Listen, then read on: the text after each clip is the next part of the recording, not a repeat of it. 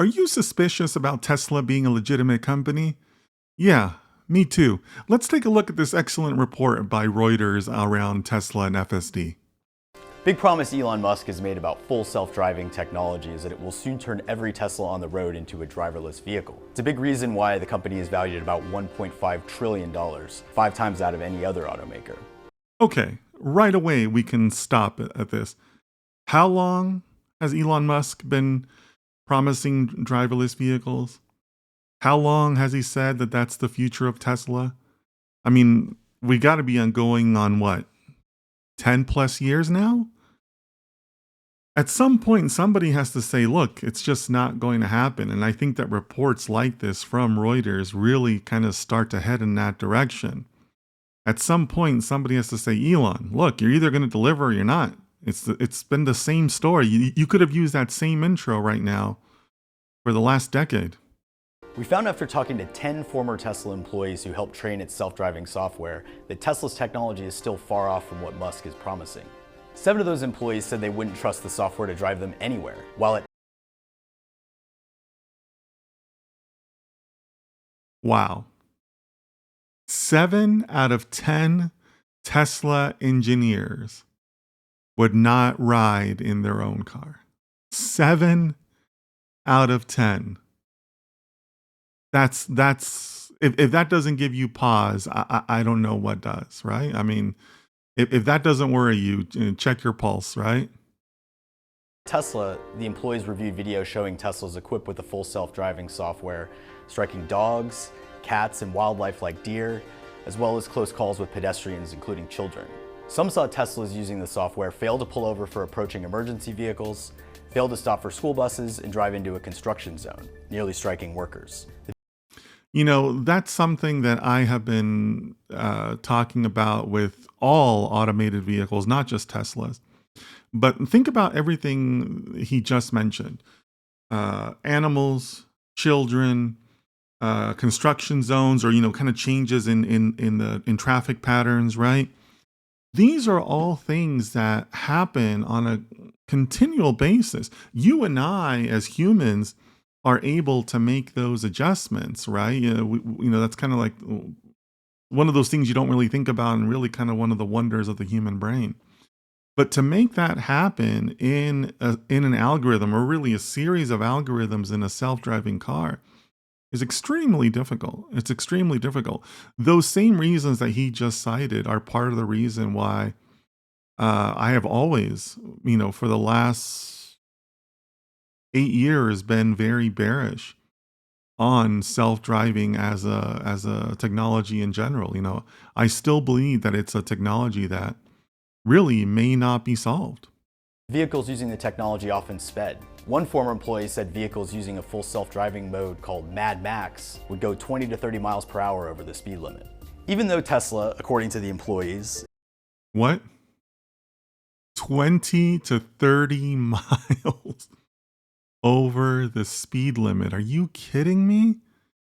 Now, I'm not a legal expert, but I'm pretty sure that in a lot of states, a lot of jurisdictions, 25 plus, 30 plus miles over the speed limit is when you start to get to the criminal territory, right? I mean, that's going to be something that would potentially put you in jail, or at the very least change the severity of your ticket, right? That's no longer just a speeding ticket or a moving violation.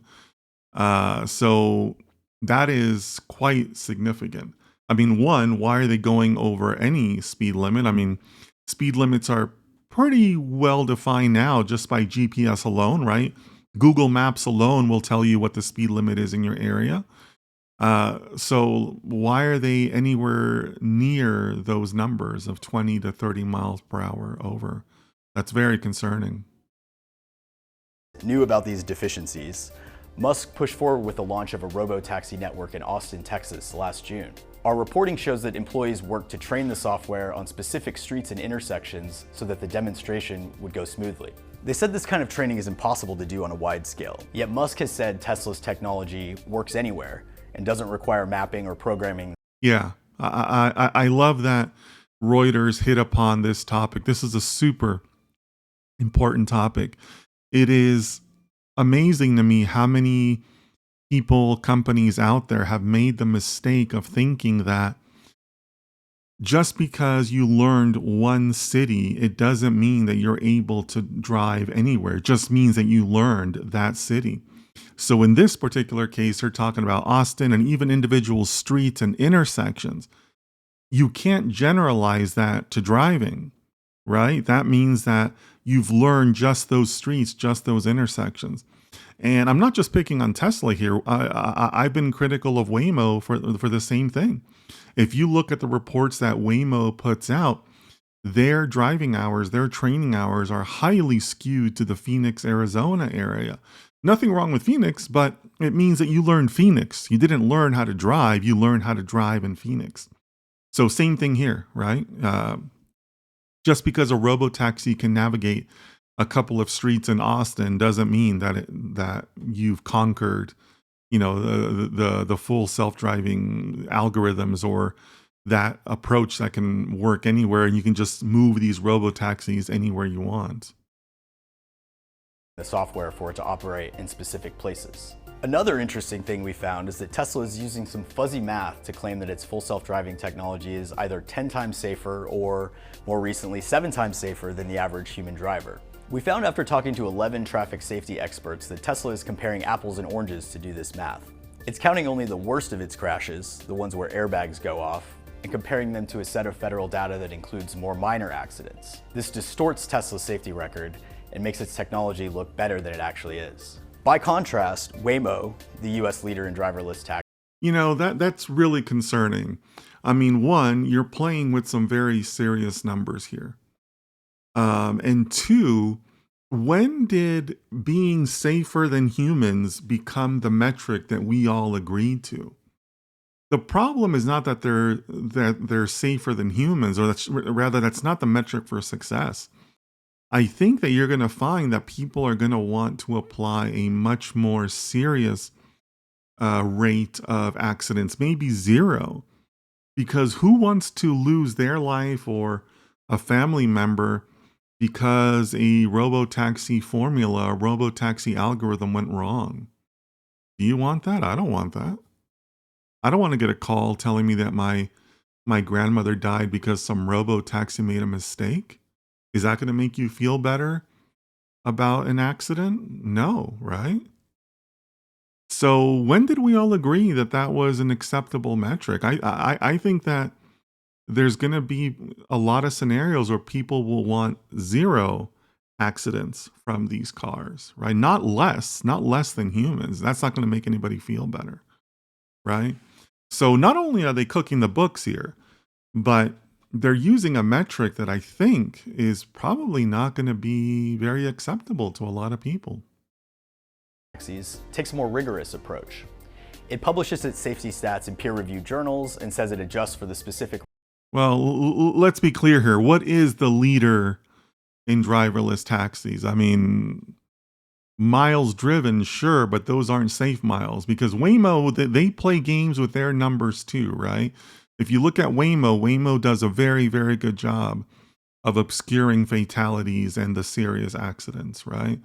So is that a leader? Probably not. Roads and conditions its vehicles actually operate in.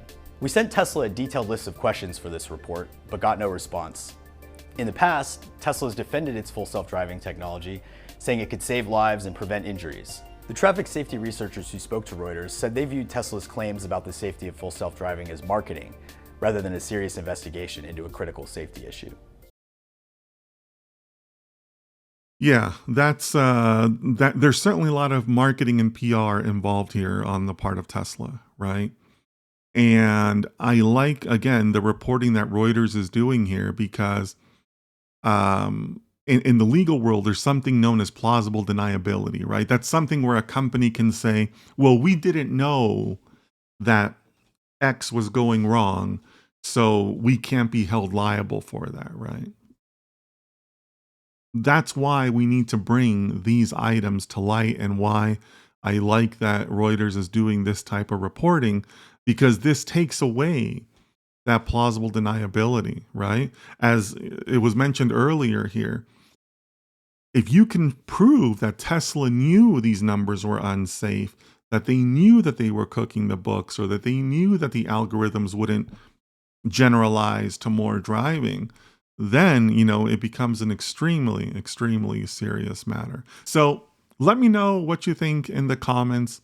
It's no secret that I am not a fan of Tesla. I am very, also just very suspicious of the entire automated vehicle market. I do think that we have to accept that there are some problems out there that AI or machine learning or data science in general doesn't have an answer for. And I think that these automated vehicles may very well be one of those problems. But hey, if I'm wrong, let me know in the comments. Would love to hear from you.